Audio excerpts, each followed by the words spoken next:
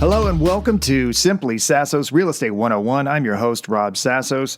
In this episode, we have the great pleasure of having Keith Coker, who's the president of Orlantec. Keith, thank you so much for joining. Thank you, Robert. I appreciate you inviting me, and I'm happy to be here. Now, Keith, I'm really excited about this conversation that we're going to have about the latest cybersecurity issues and things like that. But if you could tell the audience a little bit about yourself and your company. Well, I'm the president of Orlantec. We're going on 24 years in business. We're located in Maitland, Florida, and we have about 25 employees right now. We're the area's largest managed service provider, and we focus on the small to medium-sized businesses. Pretty much, as in every industry, cybersecurity is probably first and foremost on the front line of what everyone's concerned about. Would that be a safe assumption? Absolutely, yes. 100%. Right, and it's no different with real estate, property management, for sure. A lot of issues with fraud, cybersecurity, hacking, everything else with real estate. It is definitely one of the biggest concerns. Now, I want to get the audience up to date on what some of the latest terms, technologies, threats are. So could you give us a top three of what you've seen in cybersecurity that has been the main concerns? Some of the top ones that we see on a daily basis are, spear phishing, which everybody's very familiar with these days. Then the other thing is like deception techniques that they use in emails as well, related like CEO fraud, ACH and wire fraud, using fake domain names. We'll go into that more later. Password breaches, and using weak passwords or the same passwords on multiple online accounts. That's become a huge issue, which we'll go into some examples of that, along with some social engineering, and I've also brought some hacker tools to discuss. Outstanding. So now I'm going to admit that I'm pretty ignorant on the latest up-to-date terms. So when you say spear phishing, could you tell me what that means? So basically, they're sending emails to look like they're coming from someone you might do business with, like FedEx, Amazon, Apple, and they're trying to trick you into clicking on links and getting your credentials for, say, your Apple account. They'll say your account's been hacked. Please click here to verify or to alert us. Or they'll say a shipment's been made or a gift card's been purchased when you know one site. And they're trying to get on that emotional to get you to click on something quick without thinking and researching and looking at the from address and stuff. And once they get that information, they'll use it against you in a fraud. Okay, so they're looking for that knee-jerk reaction on the emails, something to entice you. So, in other words, you need to stay diligent even on that fingertip reaction to click that mouse. Correct. What I tell our clients is that almost always they target an industry that has 3 to 5 major players, like a shipping company like UPS, FedEx, like cell phone companies, Verizon, Sprint, and stuff. Healthcare companies we see a lot because they know they'll get a majority of the population that will use these services. So, if they send one out for FedEx, they know, hey, maybe 30% of businesses or 40 use that service, and so they're trying to trick them. Good term to know. I'm guilty of that as well. I always hold off on the click to make sure that I know, because I've had some experiences with the stories. I deal with a lot of title companies, and their biggest concern is wire fraud. Correct. And I've had those emails. I haven't clicked on them, but I've gotten those emails that have said that they're from the title company and are asking for information or are sending me a quote-unquote closing statement for me to click on or something to that effect. So I know we were talking offline. You mentioned some stories about wire fraud and issues. Could you share those with the audience? Sure.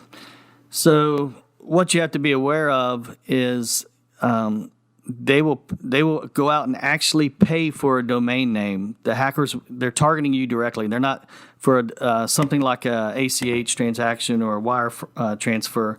They're actually researched your company. They've gone to LinkedIn. They've gone to your website. They know who the key players are.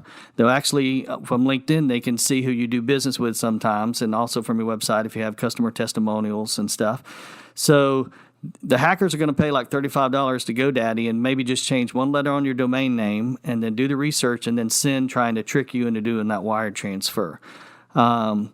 What they'll also do is if they breached one of your clients, we had a financial advisor who he had it was a $98,000 fraudulent wire transfer.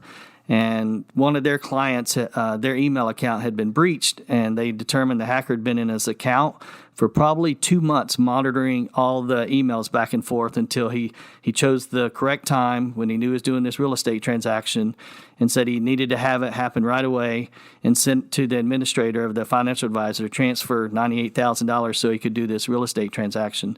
And they caught it about 4 hours later, and the FBI and all. So they were able to get that money back. It took about 4 months, transferred to a bank in Miami. So the key is to have all these, and then they're going to transfer out of the country the next day. Because what the hackers are doing now, they don't transfer out of the country right away because there's too many red flags that goes up at banks. So they'll transfer to another bank account in the United States, wait 24 hours, and then transfer it out of the country. So if you can have all these notifications and protections in place to get notified right away, that is the key, because with corporations and your bank account, you have zero protection from the banks to get your money back. It is up to the corporation to let the bank know there's been fraud. So there's extreme liability, not only being the victim in the financial loss, but all the liabilities on you. Now, being in real estate, in the Orlando area, I can say that it is a tremendous financial impact on the business, so much so that a title company in Orlando that will not be named, but no longer exists, was hit with such a large amount of fraud that there's actually a fee that is now added to the state of Florida title fees that is actually named after that title company as well, that is put in place because of fraud. So I think a big thing that not only realtors and people in the real estate industry need to be made aware of, but everybody, because I take this for granted too, is you think it's a random thing. You think you get a random email here and there. And it's not necessarily. You could have been, like you said, targeted for quite some time. These are professionals in what they do, however nefarious it is, but they're professionals. They know what they've been doing, and they've been tracking you for some time. Is that correct? Oh, absolutely, 100%. And like I said, several times they've been inside your system for a couple of months until they decide when to try to fool you to transfer the money. Because if they try to do it right away, they might just get $1,000 or $2,000, but they wait for the big sale that they can get, or transaction, $100,000, $200,000. You got to be very aware as well. They'll masquerade as your vendors and get you to change your account if they can breach one of them. We see a lot where they say, we've changed checking accounts. Please, for all future payments, send to this ACH new routing number. It'll have the email signature look just like the accounts receivable person. One of my friends that owns an IT company in Cincinnati, he had a client that was breached. Her Office 365 email account was breached. She used the same password that she logged into her corporate domain and email at multiple sites on the internet, like Amazon and some others. She was just lazy and didn't. That's one of the huge ways they can breach you. All it takes is one of those locations being breached, and the hacker will just go directly to your mail server, to your terminal server to see if you can log in if you don't have multi-factor authentication set up. And her account had been compromised for over 2 months.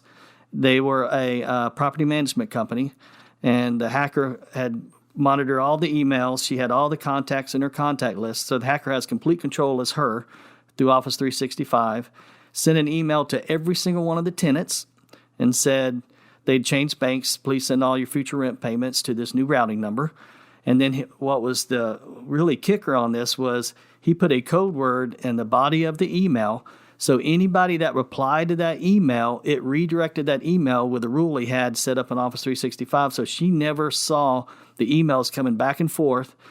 And he could respond and as her, because he's inside her Office 365 account.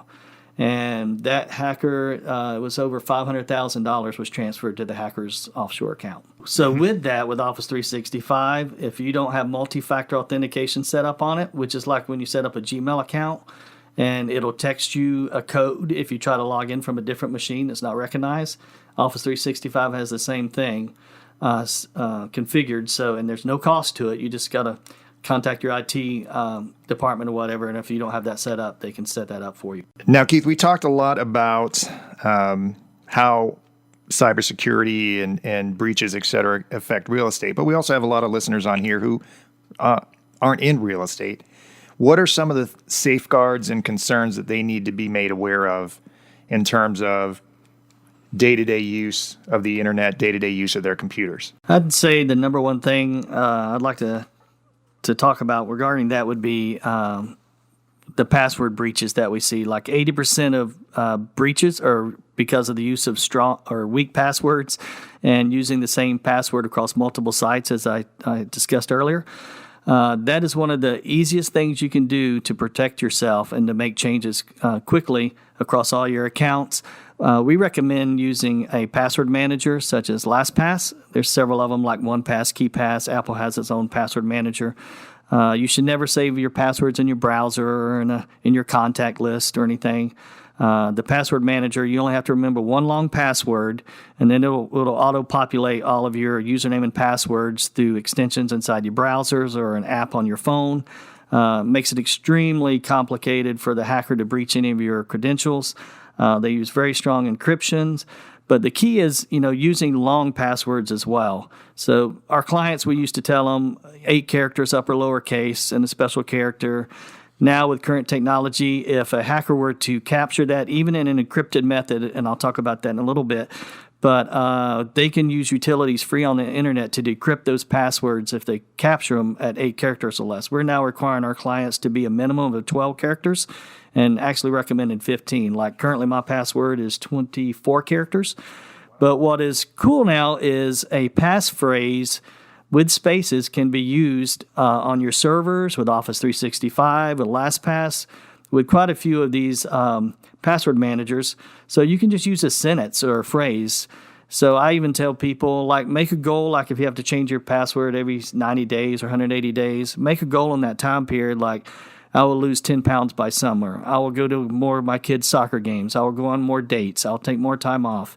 Just come up with a phrase with spaces in it.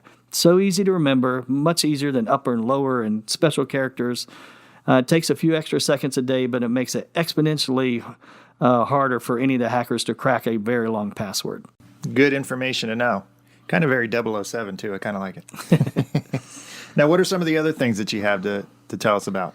Social engineering is one of the key ones that we're seeing these days. I just got back from 2 of the world's largest hacker conferences out in Vegas. They're called Black Hat and DEF CON. One of the craziest things I've ever been to, about 30,000 hackers on one site, along with undercover CIA agents everywhere. So, but social engineering was one of the key topics. So, for instance, saying like, my company's a managed service provider. So if they these hackers just start calling up companies in Orlando, and they just ask them, hey, we're an MSP here in town, and we'd like to send a bid to you to do your services. And you say, well, no, we have Orlantec. We're very happy with our services. And they say, okay, thank you. Yeah, we don't want to compete against them, but I appreciate you letting me know who the company was. Or they might just come out and ask who you're using. And most receptionists will just give them the answer. Well, they hang up the phone. They go to, like, say, our website, and they look who our help desk technicians are, or field engineers, in LinkedIn, because you can see all of that information. They get that information. They wait a week or two, turn around, call that same company back, say, hey, this is Robert with Orlantec. And they know who somebody, maybe in HR or somebody's working there. We need to get on her machine because our agent's not working. Can you put me through to her so we can reinstall it? And they put her through, have her go to our website, just with social engineering, have just gotten inside their network to do ransomware or, do some type of financial fraud. Well, you're definitely scaring me, Keith. There's definitely a lot out there. So social engineering, that is interesting. Now, I know we've just scratched the surface. Are there any other stories that you have for us? Because they're very interesting. So one of them that I like to stress when I do these cybersecurity presentations is the real importance of monitoring all of your accounts, your bank accounts, your credit card accounts. Every single one of them now, you can go in, log into the online account and go to security, notifications. They might, It'll vary something like that, but all of them have it. Go to it, and then look how to set up. So like on my bank accounts, I do it for my son's college account, my wife's account, all my credit cards. For every single transaction that happens, I get a text message and an email alert. Any wire transfer, ACH transaction, any like credit card transaction over $50, I probably get over 100 a day between all my company corporate accounts, my personal accounts. Because the key is if something happens that's not supposed to, like it's fraud, you need to act within that first 24-hour period, like I said before. The faster you can inform the credit cards, the banks, the better. You much higher chance of getting your money back. One of my friends lived 3 blocks down the road from me. He had $10,000 taken out of his bank account one day. He didn't call me. And he contacted the bank. They had him change his password. He put in a fraud report. 3 weeks later, he got his $10,000 back. The next day, $10,000 was taken out of his bank account again. He called me this time. I went down there that night, and he had a keylogger running on his computer. His son had downloaded a free shoot-'em-up game off the internet after school one day when his parents weren't home. And when I went and saw it, after that game was installed, 10 seconds later, a keylogger was put on his computer. So it was part of that free game he got. So basically every single thing he typed on that keyboard, so like www.mybank.com, then the username, then the password, it was sending that information to the hacker daily. He changed his password. The hacker just got the new password and waited for the money to be transferred back in. So when it happened the second time, the bank refused to give him his money back because it's not the bank's fault, because it was his machine that was infected. However, I helped him put a defense up that the bank should have set up multi-factor authentication. So if somebody logged in from a different machine other than his, then that would have stopped that. And they didn't have him do that. So 4 months later, he finally got his $10,000 back. But I've talked to several bankers, and they said that's stopping because the banks are losing a ton of money on this. Mm-hmm. So just be aware that, I mean, if he'd had a notification thing set up, for alerts and stuff like that, he might have been able to catch it ahead of time and get it stopped.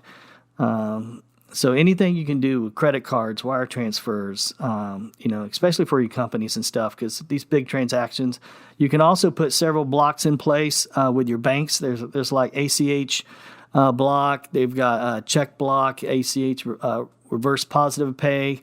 There's some really cool stuff you can do for companies on your corporate bank accounts. That will put an end to all of that lets you verify at the end of the day all ACH transactions, checks, everything.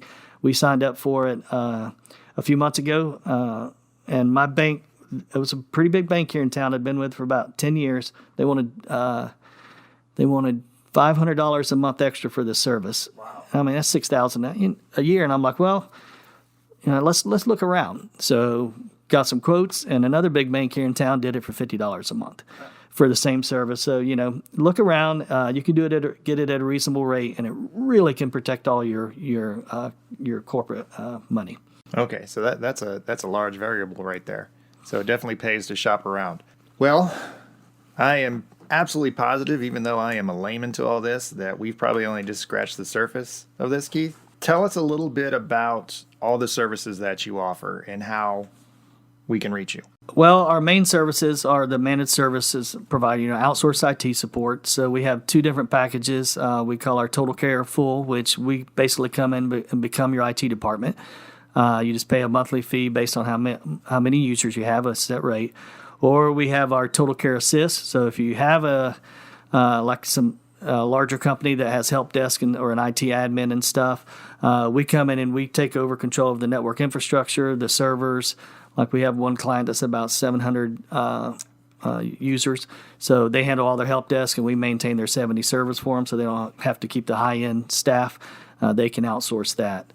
One thing I do a lot is give these cybersecurity presentations. I do it for all my clients, and I also do it for free for any company in Orlando that would like it, and I've been doing it for groups as well. So if they're interested, they can contact me at kcoker@orlantech.com, which is KCOKER at ORLANTECH.com, or go to our website, the contact us form there as well. But I'm happy to do these because the more I can spread this information, the less the hackers can can steal from our community. Well, yeah, and we're definitely happy to have you here. I personally have learned a lot. I'm sure the listeners have as well. You can also go to simplicityre.com on the homepage and look for our LandTech link, and you can click right there to reach Keith as well. I hope you've learned as much as I have. Keith, thank you so much. Thank you. I've enjoyed it. Nice meeting you. You as well. And for Keith Coker, I'm Rob Sassos. Thanks for listening.